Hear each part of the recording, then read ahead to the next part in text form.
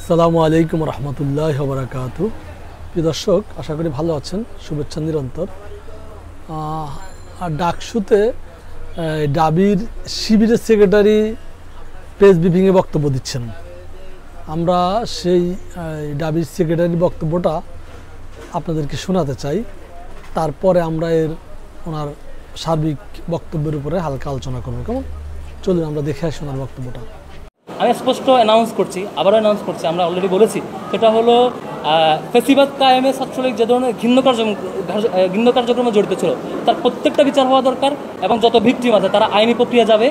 আমরা এটা আশা করছি, কোনো ভিকটিম যদি ফেসিবাদী ছাত্রলীগের আচরণের বিরুদ্ধে মামলা করতে গিয়ে আইনি সহায়তা চায়, আমরা ছাত্র শিবির তার সর্বোচ্চ সাপোর্ট দেবো। কোনো সন্ত্রাসী, কোনো এ ধরনের ফেসিবাদ কার্যক্রমে জড়িত কোনো অপরাধী পার পাবে না, এই আমরা এটার বিরুদ্ধে স্ট্যান্ড নেব। এটার উত্তর তো একটু আগে দিয়েছি, এটার সাথে রিলেটেড কোনো কোয়েশ্চেনে আসে। যারা ছাত্র সংগঠনগুলো আছে, আপনারা যে এখন ঢাকা বিশ্ববিদ্যালয়ে রাজনীতি করবেন, তারা কি সেটা মেনে নিচ্ছে কিনা, অথবা তাদের সাথে আপনাদের কোনো দ্বন্দ্ব হবে কিনা ভবিষ্যতে, কি আলোচনা হয়েছে? আমরা আশা করব, আমরা যাতে স্ট্রংলি বিশ্বাস করি, ফ্যাসিবাদ বিরোধী ছাত্র আন্দোলনে যেমন এই বৈষম্য ছাত্র আন্দোলনে আমরা যেমন একসাথে কাজ করেছি, সামনে ক্যাম্পাসগুলোতে যে কোনো সাথে আমরা একসাথে কাজ করবো। আচ্ছা, এখানে একসাথে অনেকগুলো কোয়েশ্চেন করছেন, একটা কোয়েশ্চেন না। প্রথম কোয়েশ্চেন হইল, ছাত্র রাজনীতির ব্যাপারে শিক্ষার্থীরা এখন বিরোধিতা করছে, আপনারা কেন এখন আসছেন, আবার এটার পক্ষে কেন স্ট্যান্ড নিচ্ছেন, এই মুহূর্তে কেন আসছেন? আর এটার সহজ বিষয় হচ্ছে, এই যে টোটাল যে চিন্তা গঠন এখন ছাত্রদের মনে আছে, মন মানসিকতা, যে কিন্তু ফেসিবাদ গত 10-15 বছর ধরে যে একটা নেগেটিভ দাঁড় করিয়েছে, সেটা একটা আউটপুট। বারবার যে একটা নেগেটিভ, যে ছাত্র রাজনীতি মানেই যে নেতা আসলে প্রটোকল দিতে হবে, ছাত্র রাজনীতি মানেই যে সিট কে পাবে এটা আমি ডিফাইন করে দেবো, ছাত্র রাজনীতি মানেই যে হচ্ছে যে কাউকে টর্চার করা যায়, কেউ বিরোধিতা করতে পারবে না। এই যে ছাত্র রাজনীতির সমীকরণ, এটা কিন্তু আসলে ছাত্র রাজনীতির মূল সমীকরণ না। আপনি যখন বিশ্ববিদ্যালয়গুলোতে এটা ডিফাইন করতে পারবেন যে সিট কে পাবে কে পাবে না, এটা ডিফাইন করবে হল প্রশাসন, এখানে কেউ এঙ্গেজ হতে পারবে না, কোনো শিক্ষার্থীর গায়ে হাত তুলতে পারবে না, হাত তুললেই বিশ্ববিদ্যালয় প্রশাসন এটার বিরুদ্ধে অ্যাকশন নেবে। তখন দেখবেন যে এখানে আসলে আরও আমূল সংস্কারের পরে যখন দেখবেন এখানে কেউ কারো সিদ্ধান্তে, কেউ কারো মত চাপাই দেওয়ার অধিকার রাখে না, সুযোগ পায় না, বরং কেউ কারো মত চাপাই দেওয়ার চেষ্টা করলে সে পানিশমেন্ট পায়। সাথে সাথে এখানে এই পরিবর্তিত যে ছাত্র রাজনীতির সুন্দর রূপ, এই রূপটা শিক্ষার্থীরা গ্রহণ করবে আমরা আশ্বাস করি। এদিকে আরেকটা প্রশ্ন আসছিল যে অনেক ছাত্র সংগঠনরা সম্ভবত আগে একমত হয়েছিলেন। রেলিভেন্ট কোয়েশ্চন হচ্ছে, আপনারা হয়তো একটু পরে করবেন, সেটা অ্যান্সার করে দিই, যে পরিবেশ পরিষদ নিয়ে একটা আলাপ আসছে, যে পরিবেশ পরিষদ ছাত্র শিবিরকে নিষিদ্ধ করছিল। দেখেন, বিশ্ববিদ্যালয়ের অধ্যাদেশ অনুযায়ী, যে অধ্যাদেশ ইউনিভার্সিটি চলে, কাউকে হ্যাঁ বলো অথবা না বলো অথরিটি তিনটা: number 1 senate, number 2 syndicate, number 3 হচ্ছে একাডেমিক কাউন্সিল। এই তিনটার বাহিরে আর কোনো অথরিটি কাউকে হ্যাঁ বা না বলার অথরিটি রাখে না, কারো অ্যাক্সেস দেওয়া বা না দেওয়ার। এই তিনটার বাইরে পরিবেশ পরিষদ, সেখানে কোনো কেউ একমত হইলো কি হইলো না, এটার উপর ভিত্তি করে কারণ আপনি হ্যাঁ বা না বলেন, এটা আসলে এটা ভ্যালিড কোয়েশ্চেন না। বরং ইউনিভার্সিটিকে কোয়েশ্চেন করবে যে আপনাদের অথরিটি থেকে এরকম কোনো ডিসিশন হয়েছে কিনা। দেখবেন এই তিনটা অথরিটি এ ধরনের কোনো সিদ্ধান্ত দূরে কোথায়, এই ধরনের আলাপই কখনো হয় নাই। আর ছাত্র শিবির যেখানে নিয়মতান্ত্রিক রাজনীতির সাথে সম্পৃক্ত এবং নিয়মতান্ত্রিক রাজনীতি করে, সেখানে এই প্রশ্ন কখনো আসবে না।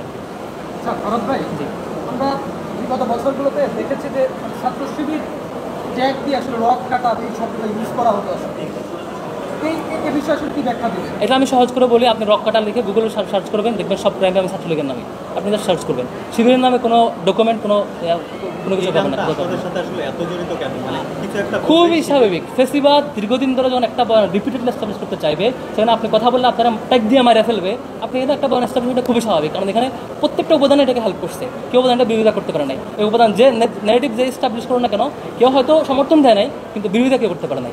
সমন্বিত সামগ্রিক ইফোর্ট দিয়ে একটা ন্যারেটিভ দাঁড় করায়, ন্যারেটিভ এস্টাবলিশ হতে বাধ্য। এখন এটা ন্যারেটিভ রাইট অর রং, এটা সিদ্ধান্ত দেবেন আপনারা সাংবাদিকরা যারা আছেন, তারা যাচাই করবেন, অ্যানালাইসিস করবেন যে এটা সত্য কিনা।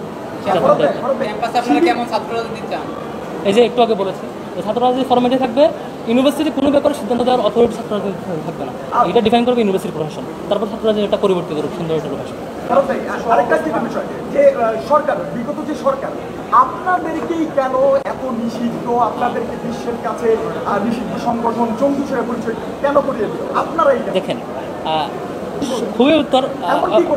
খুবই সহজ উত্তর হচ্ছে 2009-8 সালের নির্বাচন পরবর্তী যখন আওয়ামী লীগ ক্ষমতা আসে, তারা এখানে তাদের ফেসিবাদ কায়েমের কিছু ব্যারিয়ার মনে করেছে। আপনি দেখবেন যে প্রথমে হয় হচ্ছে সেনা হত্যাকাণ্ড বিডিআর বিদ্রোহের নামে, এটা প্রথম ব্যারিয়ার হচ্ছে সেনাবাহিনী, এই যে নির্দেশপ্রেমী সেনাবাহিনী ওদের ব্যারিয়ার হতে পারে, এদেরকে প্রথমে হত্যা করেছে। আর সেকেন্ড, আমি যেটা বিশ্বাস করি যে সেকেন্ড ফেসিবাদ কায়েমের সবচাইতে শক্তিশালী বাধা মনে করেছে ছাত্র শিবিরকে, এর জন্য প্রথম থেকে ছাত্র শিবিরের উপর অ্যাটাক করেছে। দেশব্যাপী এমন কোনো লেয়ার নাই যে লেয়ারে ছাত্র শিবিরের অ্যাটাক হয় নাই। আপনি দেখবেন যে খুবই তৃণমূল পর্যায়ে আমি অসংখ্য ভাইকে দেখেছি যে সে নামাজ পড়ছে, ওখান থেকে ধরে নিয়ে বলছে যে অস্ত্রসহ গ্রেফতার, গিয়ে হচ্ছে করছে। মানে একটা ছাত্র সংগঠনের কেন্দ্রীয় সভাপতিকে বিনা অভিযোগে বিনা অপরাধে 56 দিন টানা রিমান্ডে রেখেছে, কেউ কিছু বলতে পারে নাই। সিনেমা আপনারা দেখেছেন। এখন এই মুহূর্তে সাধারণ শিক্ষার্থীদের কাছ থেকে আপনারা কি সাড়া পাচ্ছেন? সাধারণ শিক্ষার্থীরা আপনাদেরকে কীভাবে গ্রহণ করছে? আপনারা হলগুলোতে গেলে দেখবেন যে আমাদের ব্যাপারে আমরা সভাপতি সেক্রেটারি দুজনেই পরিচিত হওয়ার পরে অলমোস্ট পজিটিভ, পুরোপুরি পজিটিভ, কারণ আমরা এদের সাথে ছিলাম। এমন না, অনেকেই ফেসিবাদ দুইটা জিনিস কায়েম করছে, আমি আপনাদেরকে ক্লিয়ার করি।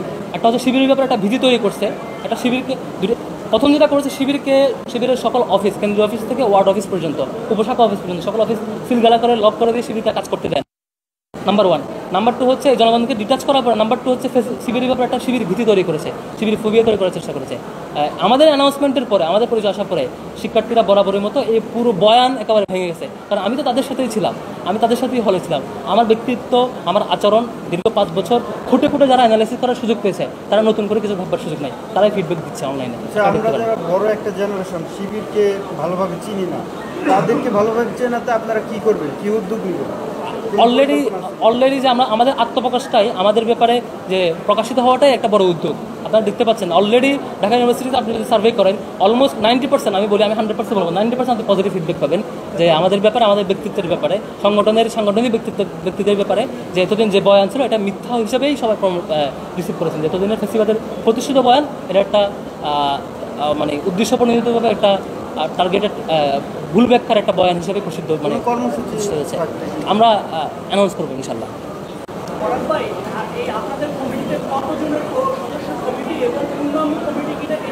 আমরা পূর্ণাঙ্গ কমিটি খুব শীঘ্রই অ্যানাউন্স করবো, আপাতত তার আগে কিছু বলছি না, আমাদেরকে একটু সময় দেন, আমরা কমিটি গঠনের প্রক্রিয়া, এটা খুব দারুণ কোশ্চেন করেছেন।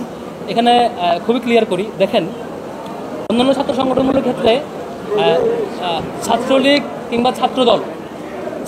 কিংবা ছাত্রদলের ক্ষেত্রে কমিটিতে কে হবে, কমিটিতে কে আসবে, এই অ্যানাউন্সমেন্ট তাদের একটা অর্গানাইজেশন, উনি দাঁড়িয়ে বলেন যে অমুক জায়গায় সভাপতি হবে, অমুক সেক্রেটারি হবে, এগুলো ঘোষণা দেয়। ছাত্র শিবিরের কমিটি অ্যানাউন্স কিংবা ডিজলভ করার অথরিটি ছাত্র শিবিরের নিজে, শিবিরের অধীনস্থ যে ম্যান পাওয়াররা থাকে, যে জনশক্তিরা থাকে, তারাই ডিসাইড করে তাদের সভাপতি কে হবে, তারাই মতামত দেয়।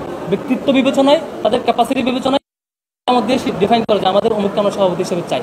এখানে আর কোনো আমাদের এটা ছাত্র শিবির একটা মানে স্বাধীন সংগঠন, তার নিজস্ব একটা গঠনতন্ত্র এবং নিজস্ব একটা ফ্রেমওয়ার্ক আছে, এটা ওপেন, আপনারা অনলাইনে সার্চ করলে পাবেন, সেই অনুযায়ী কাজ করে। এখানে আর কারো কোনো অথরিটি নাই, কেউ এখানে বলতে পারে না কমিটি অ্যানাউন্স কিংবা ডিজলভ করার। কমিটি অ্যানাউন্স কিংবা ডিজলভ পুরোটাই ক্যাপাসিটি তার অধীনস্থ ম্যান পাওয়ার তার দায়িত্বশীলকে বা নেতাকে যেভাবে দেখেছে সেটা অ্যানালাইসিস করে তাদের মতামতের ভিত্তিতে তার দায়িত্বশীল নির্ধারণ হয়।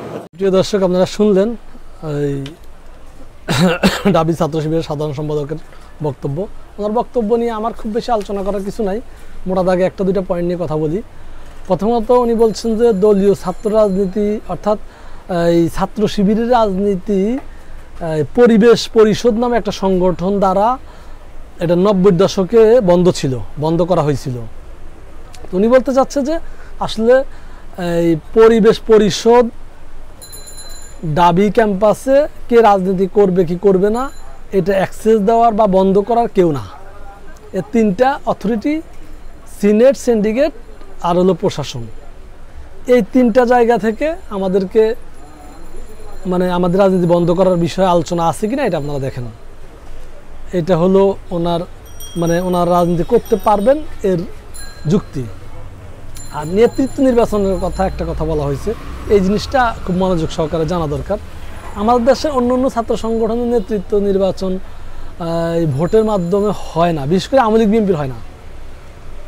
আওয়ামী লীগ বিএনপির প্রধানমন্ত্রী এক সাইনেই ছাত্র লীগ এবং ছাত্র দলের সভাপতি সাধারণ সম্পাদক নির্বাচিত হয়ে যায়। আর ছাত্র অধিকার পরিষদ প্রথমবার কাউন্সিলের মাধ্যমে দেখেছি, আর এবার কীভাবে হয়েছে বলতে পারি না, এবার কাউন্সিলটা অত ঘটা হয়নি, এটা সঠিকভাবে হয়েছে কিনা জানি না। তবে ওনাদের কথা ওনারা বললেন যে ছাত্র শিবিরে যেসব নেতৃবৃন্দ আছে তাদের প্রত্যক্ষ মতামতের মাধ্যমে তারা তাদের নেতৃত্ব নির্বাচন করবেন।